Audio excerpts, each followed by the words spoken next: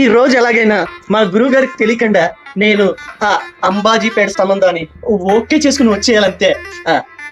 ఇలాగ ఎలాగున్నానంటారు? బాగున్నానా? నన్ను నేనే పడుకుంటానేంటి?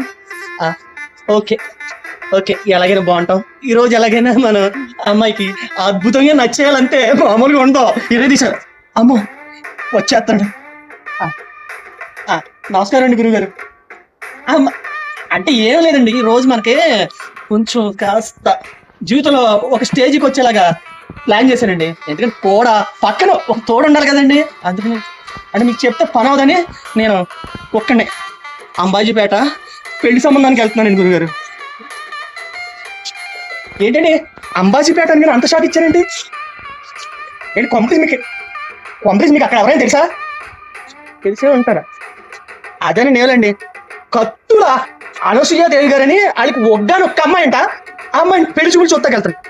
ఏంటి అంత రియాక్షన్ ఇచ్చారండి మీరు? కొంప తీసి మీరు అవునా?